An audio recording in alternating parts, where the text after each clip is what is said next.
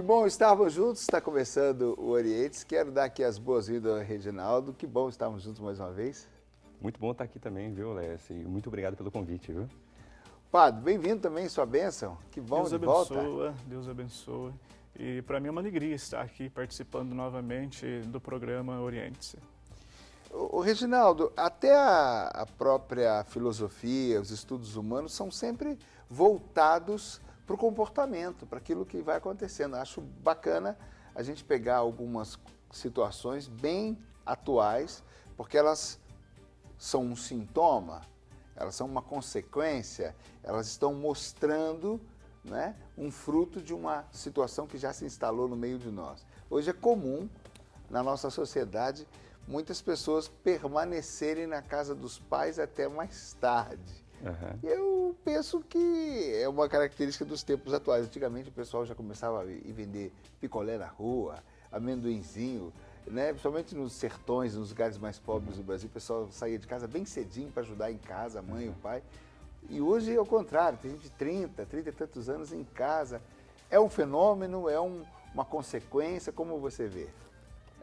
Eu sinto isso como um fenômeno, né? Inclusive, tem um nome para isso que as pessoas dão, né? Eles chamam isso de geração canguru. Em que os filhos continuam dentro de casa, né? Na bolsa da mãe. Exatamente, os cuidados dos pais. E é marcado entre 25 a 34 anos, nessa faixa aí, né? 25 a 34. Isso, então eles falam que é uma geração canguru, que quer ficar ali sendo guardado, cuidado pelos pais, né? Então, quando se fala disso, quer ficar ali sendo guardado, já está com uma idade adulta, passa a imagem de uma insegurança, passa uma ideia, me passa assim, um retrato como se fosse um receio, um medo, uma insegurança, ou eu estou enganado? Lécio, para definir isso, é interessante a gente entender muitas variáveis que estão em jogo aí. Vamos nas variáveis. Vamos lá, vamos tentar ver todas as variáveis, né? Uma delas é essa que você falou, acho que tem uma questão emocional mesmo, por falta de amadurecimento desse jovem adulto, né? Então ele acaba se mantendo, às vezes um vínculo afetivo muito forte com os pais, então os pais vão criando condições para o filho se manter ali, tá? Então a gente está pensando na variável afetiva, emocional. Mas tem a questão também educacional também. Os jovens preferem ficar na casa dos pais porque eles podem estudar um pouco mais, né? Então, aquele jovem que não fez uma graduação, um curso universitário, ele vai lá estudar agora, um pouco mais velho. Ou ele vai fazer uma pós-graduação, um mestrado, doutorado, né? Então, ele vai dar mais continuidade aos estudos. Uma característica que acontece hoje, as pessoas estão casando mais tarde, estão estudando mais. Isso. E esses jovens acabam, então, permanecendo um tempo maior em casa. Um exemplo claro é das mulheres mesmo. Com essa abertura do mercado de trabalho para as mulheres, e elas querendo cada vez mais ter essa autonomia, essa independência, então elas acabam preferindo ficar em casa também, porque elas podem se desenvolver mais profissionalmente, investir nos estudos e crescer mais intelectualmente, né? Dentro desse foco faz sentido.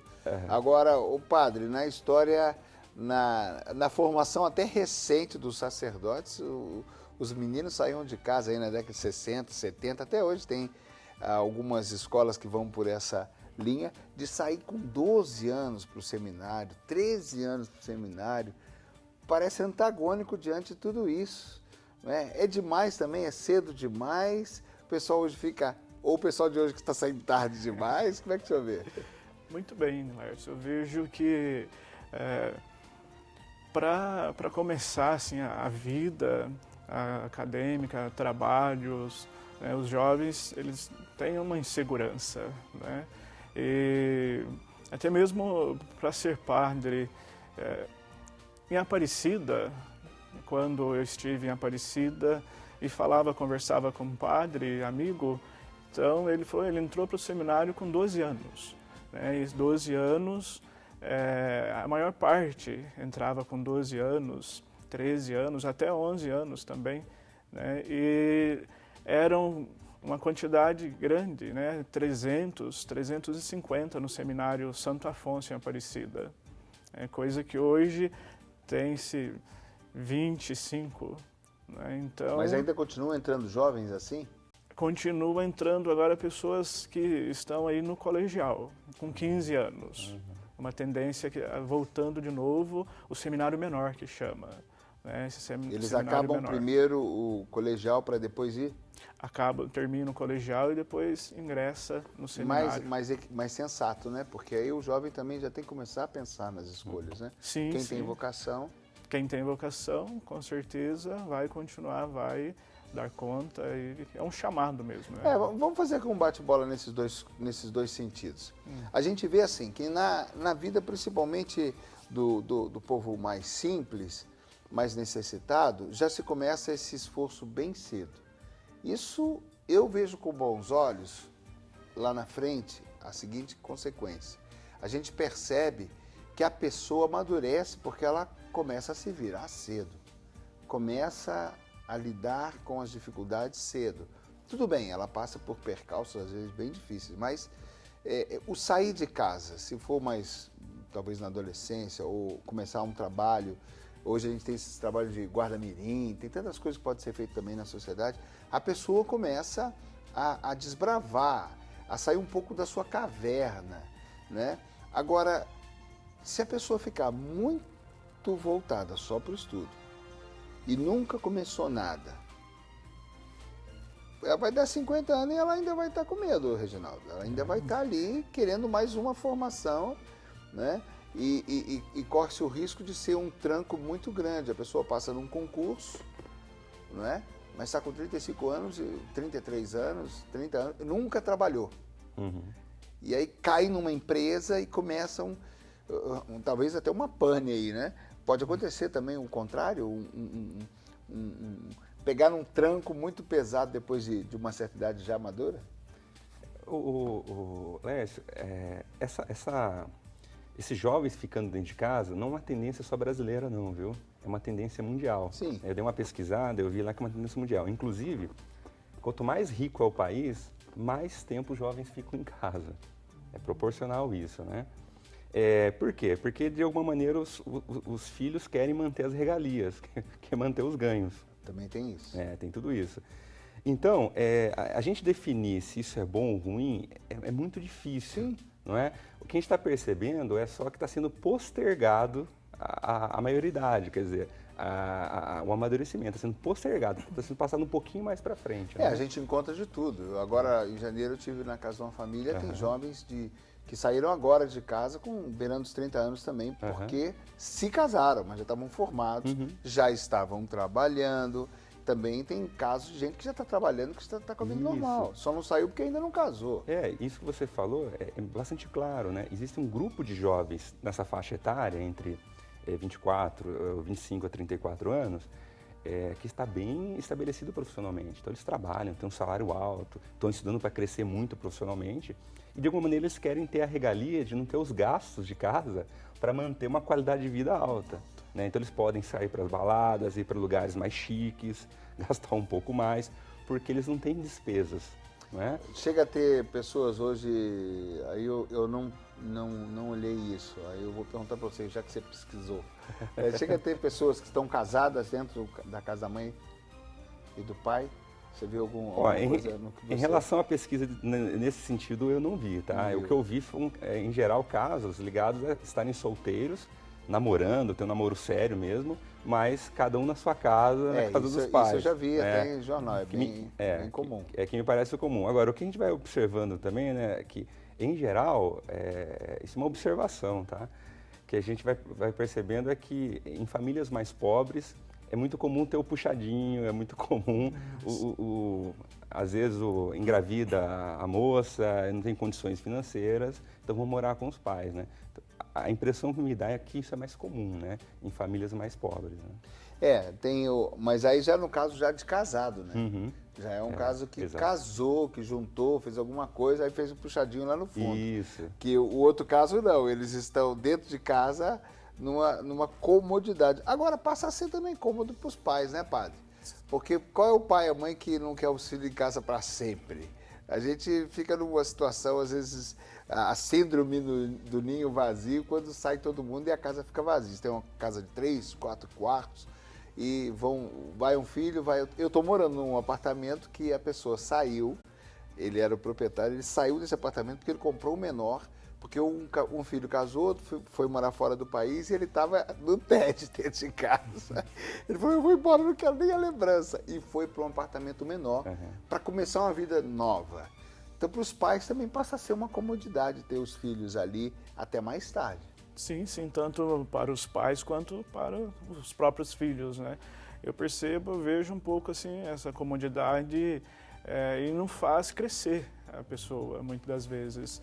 Não há uma maturidade, né? E é cômodo para os pais. E aí também corre o risco, né, de os pais ali ditar as regras, ditar as normas, as leis para os filhos, né? Então sempre o filho vai ser dependente do pai e da mãe, né? E aí não há um crescimento mesmo. A minha filha se casou e ela queria todos os domingos, pelo menos, estar todo mundo junto, né? Porque ela sente saudade da casa. Né? E a gente também queria, mas não é possível. Não é. Ela se casou, ela tem a vida com um esposo, o esposo tem outras metas e chega um final de semana ele pensa em outra coisa. Aí não tem nada contra, vai lá para casa, mas não é possível aquilo que o coração deseja, né? Mas algumas pessoas podem forçar para que isso permaneça possível, né, padre? Sim, sim. É um grande desafio para a família. Eu, como padre, atendo bastante famílias, pessoas que me procuram para falar sobre isso, né? Sobre os jovens. Meu filho ainda não casou, já está com 30, 33 anos, não casou. Outros, meus filhos casaram muito cedo. Né? Mas esse ficar debaixo do teto, né, da casa, essa comodidade, pode, assim, muitas das vezes, prejudicar, tanto na convivência. Tanto que na natureza tem uns animais, uns pássaros mesmo, que bota o filhotinho para fora do ninho. Ele empurra mesmo para ele começar a voar sozinho. Bota para fora. Eu sempre falo isso e aconselho também nesse aspecto de o filho não pode ficar muito tempo na casa dos pais, né? Não é muito bom. Para os dois lados? Para os dois lados. Por quê, padre? Vejo pela maturidade. E você morando depois sozinho, né, você terá mais liberdade e com certeza também assim, vai buscar a sua independência. O que faz uma pessoa então amadurecer? Deixa eu puxar por vocês. O que amadurece? O que amadurece emocionalmente? O que amadurece psicologicamente? O que amadurece socialmente? Vai, padre. A experiência. Eu estou apertando vocês. O que amadurece é você passar por um desafio na vida. Ou seja, muitas vezes falamos aquele ditado, quebrar a cara. Aquele contexto da adolescência, né? Que está deixando os valores dos pais, bota em xeque todos esses valores, essa mochila que ele trouxe, para ele começar a descobrir os seus próprios valores. Então, diante das situações, ele começa a estabelecer aquilo que ele quer. Isso se estende pela idade da maioridade, Reginaldo, no sentido de aí quando você chega num contexto profissional, quando você chega no meio de pessoal namoro, noivado, no meio na casa dos pais da talvez possível futura esposa, também você ali tem que continuar estabelecendo o que você quer, o que você não quer, os seus critérios, ou tudo você já consegue estabelecer, o jovem consegue estabelecer na adolescência? Eu acho que é um processo mesmo de desbravar mesmo, né? De conhecer um pouco o mundo, né? E sentir na essência o que é dele e o que é dos outros, né? Aí eu paro você já. Peraí, desculpa, eu estou falador. Mas então quem fica em casa só com o estudo está perdendo. Em algum aspecto está perdendo. Sim, exatamente. Porque de alguma maneira ficar em casa é você estar mais na sua zona de conforto. E como o padre Alessandro disse, você precisa da dor. A dor, na verdade, ele é um dos elementos para a maturidade, para o amadurecimento, né?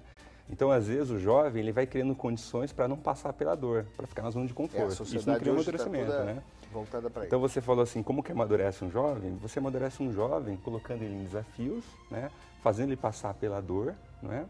E dando responsabilidade para ele sozinho resolver os problemas dele. Né? E isso vai criar condição de maturidade. Então, uma né? pessoa que chega a uma idade mais madura e ainda a maioridade, vamos falar 25, 30 anos, e está em casa, ele, em alguns momentos, ele não está resolvendo a situação dele por si só. Né? Porque está ali a mãe dando opinião ainda, o pai dando opinião ainda, e ele ainda não está em todas as situações, apesar de aparentemente ser adulto, talvez até trabalhando, mas ele ainda tem um conforto ali no sentido de tem situações que ele vai demorar mais para amadurecer, porque não está decidindo sozinho. Exatamente. Eu acho que há um desconforto no sentido da pessoa perder a liberdade dela, não é? Às vezes, por mais que a pessoa já tenha 30 anos, 33 anos, né? Há a cobrança dos pais com horário, ou você está bebendo demais, né? Então, há esse cerceamento da liberdade desse jovem aí, né? Então, há um pouquinho do desconforto também, né? Só que colocando na balança, há muito mais conforto que desconforto que mantém ele ali, né? Então, o que a gente está percebendo atualmente é que as pessoas estão postergando o amadurecimento, deixando para depois. Não que elas não vão amadurecer, elas vão amadurecer, mas vão amadurecer tardiamente, tá? Então, vão ter filhos um pouco mais velhos, né? É muito diferente das gerações anteriores, né? Eu me casei com 23 anos. Com 24 eu já era pai. Minha esposa, um ano e pouquinho mais nova que eu. Com 23 ela já era mãe. Né? Pode parecer muito jovem, mas na verdade a gente se encontrou na adolescência. A gente já namorava há 5 anos. A gente fez uma caminhada bacana, assim, de um tempo bom. E hoje eu sinto muito esse salto. Né? Eu estou encontrando os jovens que eu convivi, principalmente na comunidade, se casando com 34, se casando, né? Com 30 e tantos. E tem gente que está correndo para ser pai logo porque já está chegando 40. E ainda não teve o primeiro filho. Exato. Né? E é uma situação que é engraçado. A vitalidade, né? O sonho é mais intenso na juventude. Concorda? Os projetos são mais voluptuosos, são mais, a gente está cheio de gás.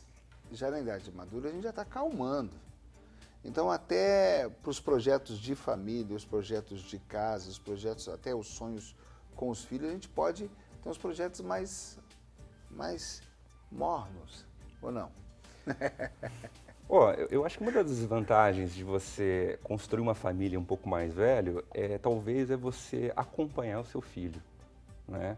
Porque imagine você com 40, 42 anos ter um filho pequeno, você talvez não vai ter aquela energia de acompanhar essa geração, né?